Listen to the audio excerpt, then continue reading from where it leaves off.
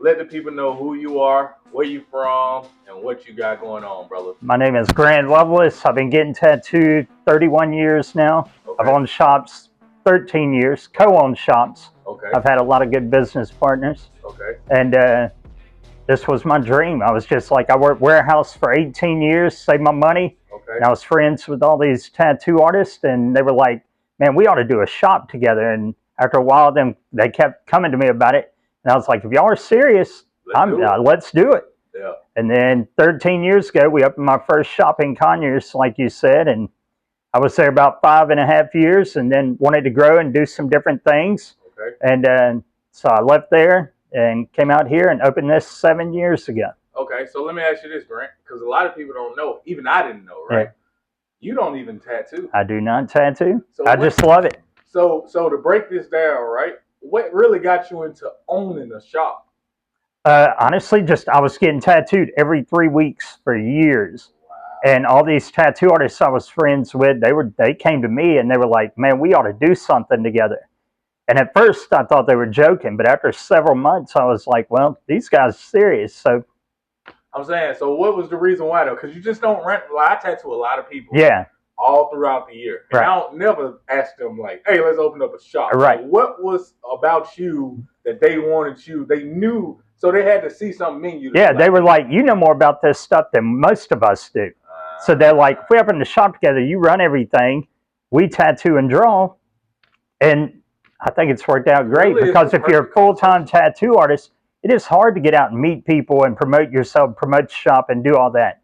So me not tattooing, that's my role. That's crazy. Yeah. Because most artists, right, would think that would be kind of awkward, right? Oh, yeah. And a lot of artists were against it.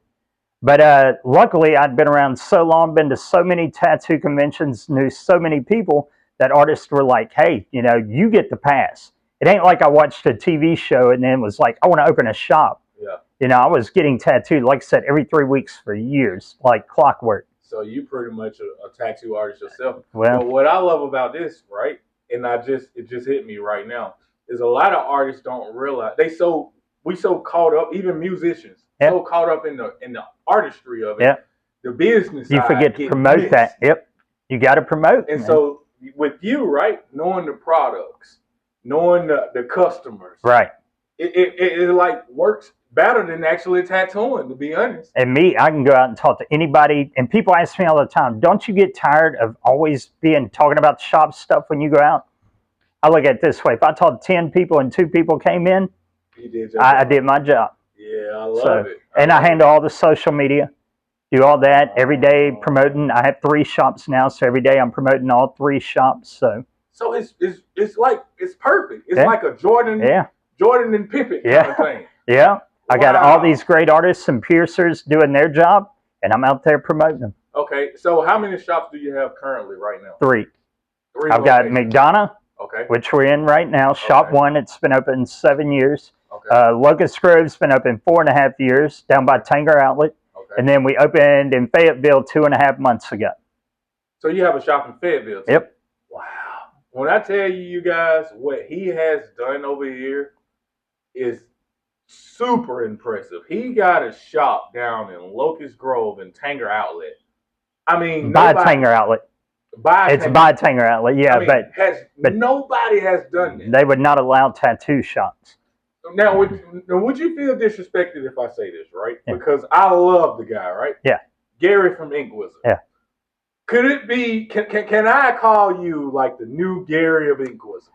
Yeah, the only difference is Gary tattoos. Yeah, but I'm saying, but Gary tattoos. Yeah, but I'm saying that's business-wise, yeah. The only thing is, I have 3 shops.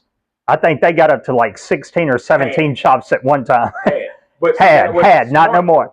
But I was like, I think I'm good with 3. Yeah. Plus, I put on tattoo conventions. Yeah. So between the 3 shops, tattoo conventions, I think I'm good. Okay, yeah. And the reason why I'm saying that, right, is because looking at what Gary did, right, he had so many shops. Right. It was just overwhelming. Yeah. And the one thing that makes you a lot special, right, is that you actually are hands-on with the business side. 100%. Like this is my day off. I don't take days off pretty much. Yeah. I'm always got something, but I love it, so it's not a big deal to me. I'm telling you, man, what you have done so far is like people don't understand how hard it is to do what you just did over here. Right. Like it was really impressive. And to kind of elaborate on the Gary thing again, right? He had 16 shops, plus he was an artist. Right. So he didn't have time really to take care of the business. There you go. And when you got that many shops that are so spread out, you can't keep an eye on them. Oh, it's hard. All my shops are 25 minutes apart. So it doesn't matter what day. I could go to all three in one day if I had to. But it's like I just like to make sure everything's how I want it to be and running right. And I'm lucky, though. I've got the best crews. I'm just couldn't be happier. You treat people good. And you got to pay them good, and you got to treat them good. And he's a really nice guy. I try to be. Like, very nice guy. Like, speaking of that, tonight at 7 o'clock at Shop 3, we're having a Thanksgiving dinner for all three shops. Everybody, their families, everybody comes out. Amazing. My wife cooks everything for everybody.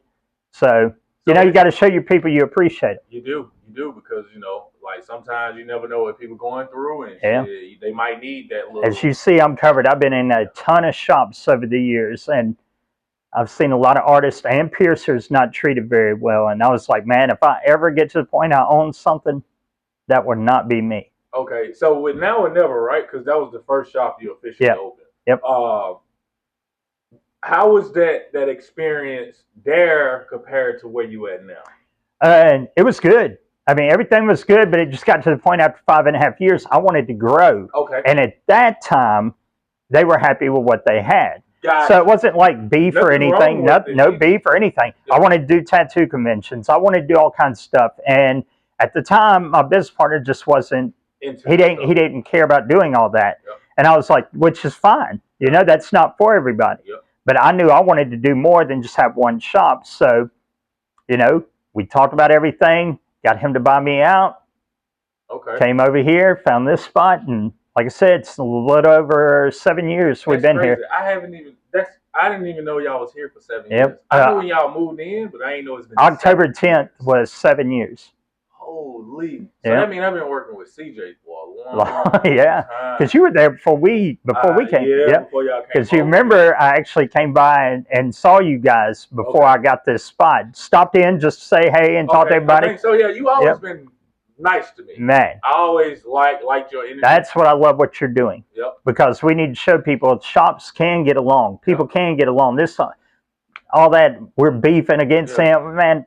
If you're successful, you ain't got time for all that crap. Yeah, you don't. It's like you should concentrate on what you got going on. Don't worry about what everybody else is doing. That is so and if they have drama, stay away from them. Okay, so let's talk about conventions now. Yeah. Now that you have 3 shops and you're doing conventions, when did you start doing conventions? The first one was the year before COVID. Okay. And 2020? Something like that. I think it was 19. Okay. And it was at the Atlanta Motor Speedway. Okay. And it was called Pit Row Expo. And it went really good. Okay. And but first show, you got to work out the little bugs and stuff. And trying to put on a huge tattoo show and music and car show and all this stuff, it's a lot. So there's a lot of things that you got to, and it was pretty much me and my wife and my business partner, Andy, that got it all lined up.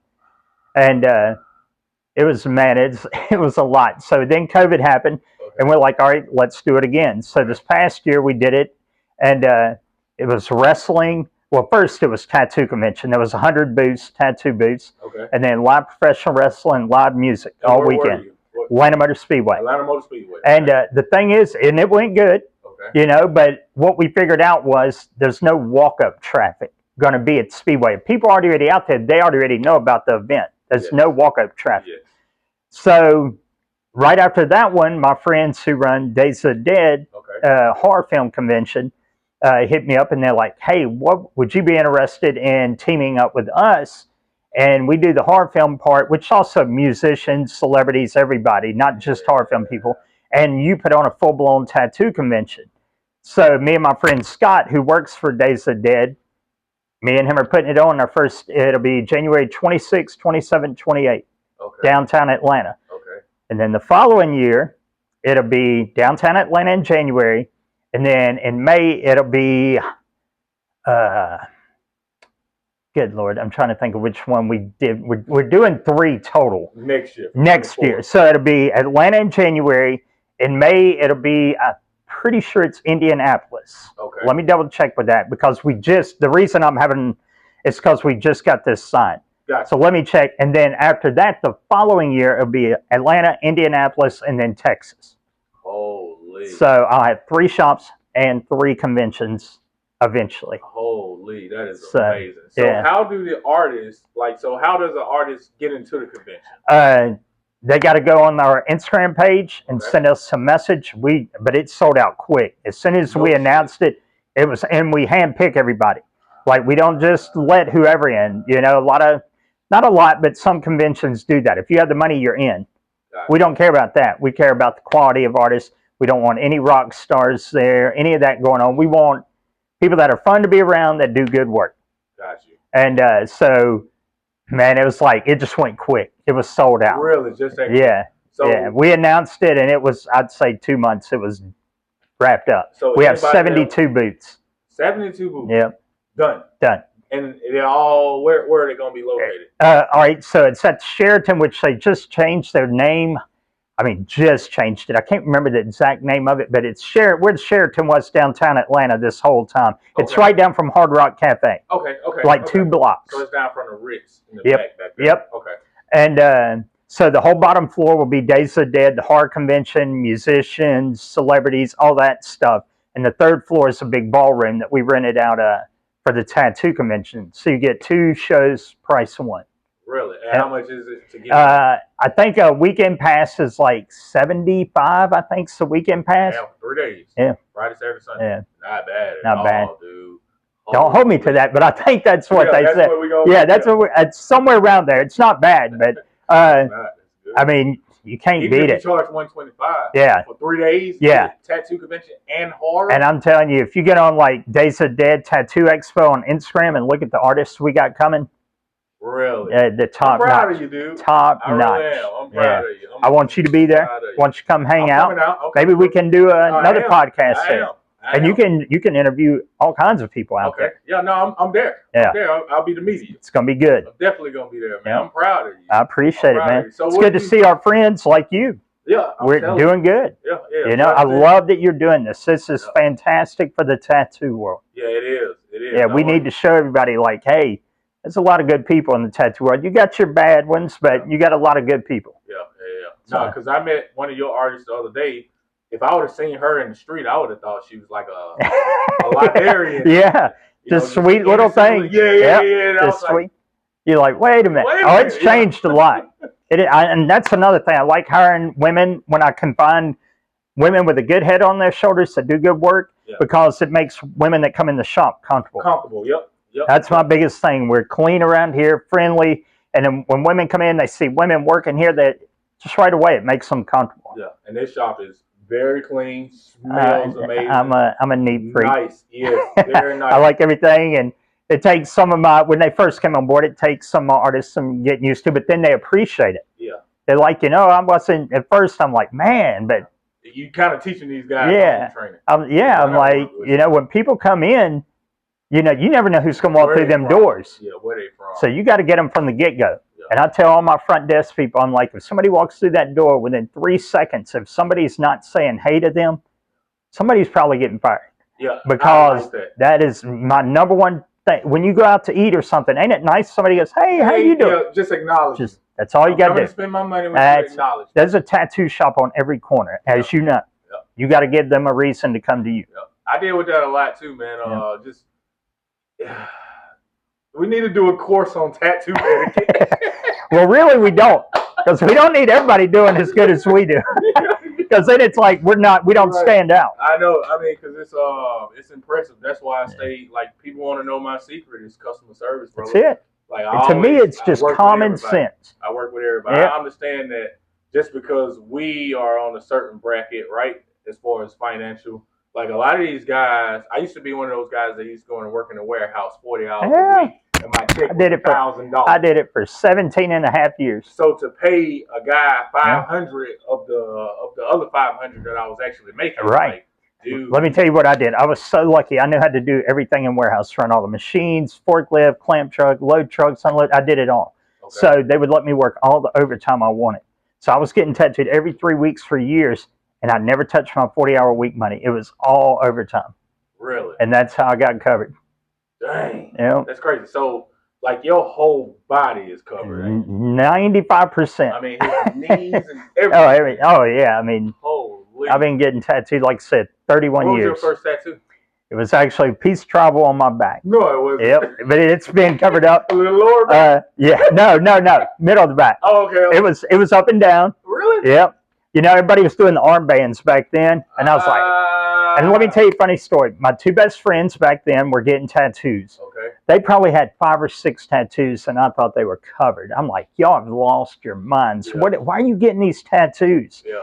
And so fast forward about 6 months, they started going to a different place, and I was like, well, those look a little bit better. Okay. And I went to my best friend's house. His name was Sean, and he had got a new tattoo magazine. So I was waiting on him to get ready. We were going to grab lunch, and I was just like, well, I'm going to flip through this magazine, and I got to an article with Paul Booth.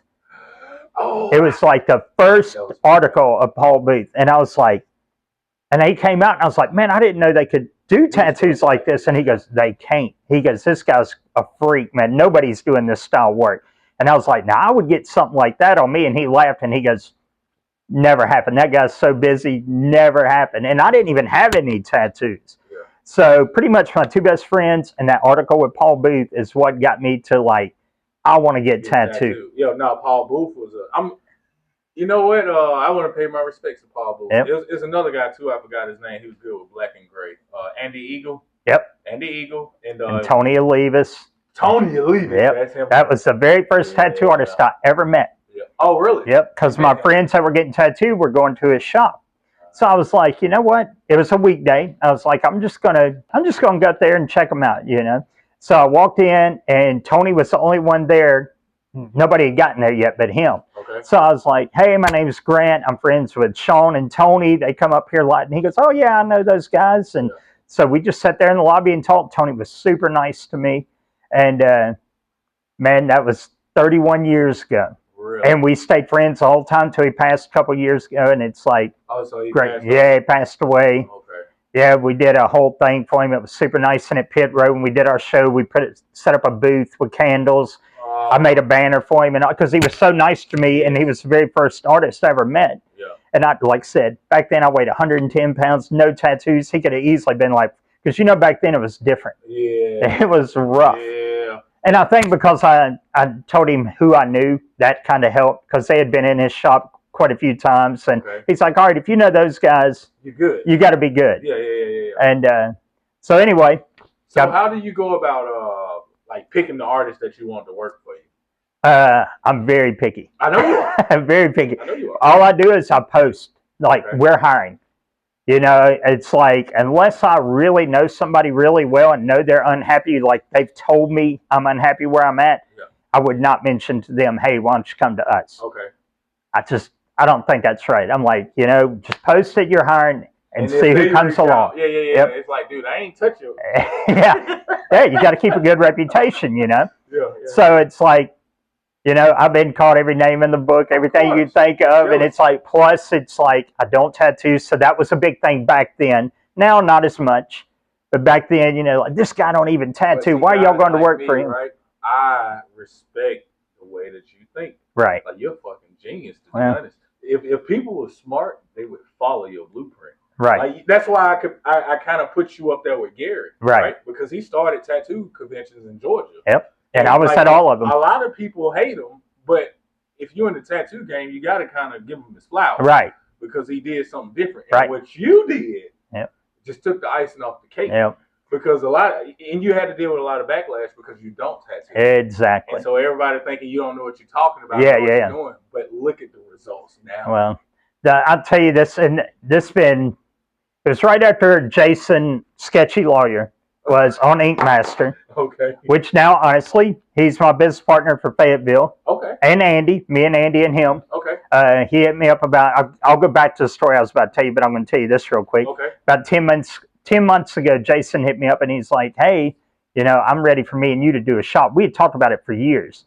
And I'm like, where do you want to do it at? And he's like, Fayetteville. And I was like, well, you know, they don't allow tattoo shops. And he goes, neither did Locust Grove. And you made that happen. So he's like, go see what you can happen. So next day, me and my wife went to the courthouse, talked to them, got on the next board meeting. Me and Andy went, and here we are.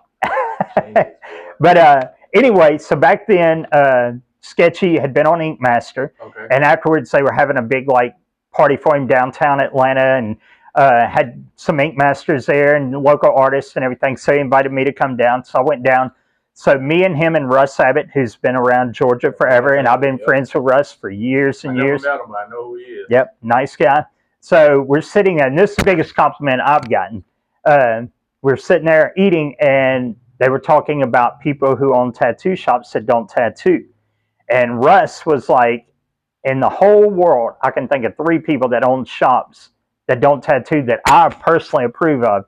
And he said, he's like, I approve of what you do. Because he knows I respect everything. I'd been around Russ for a long time, and he knew like I didn't open it because I'm not a money hungry person. You got to have money to survive and keep business going and stuff. But I didn't do this to get people's money. You know, I did it because I actually love tattoos and art.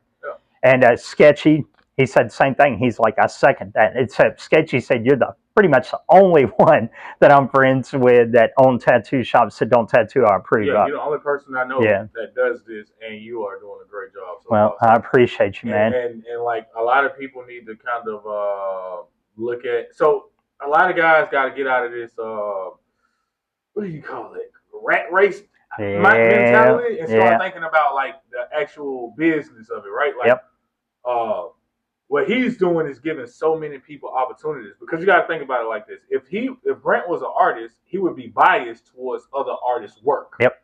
So it really, man, this is so genius. I go around and you can talk to any of my artists. You can talk to my piercers.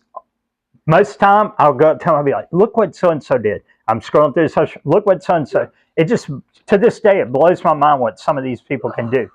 It's like the guys overseas, right? Yeah, it's like mind-blowing. You know what? I've got a thing about that. They don't have as many distractions as we do. So they can sit around and concentrate way more on their art and their skill instead of going out partying and doing this and doing this and doing this. They can focus on art.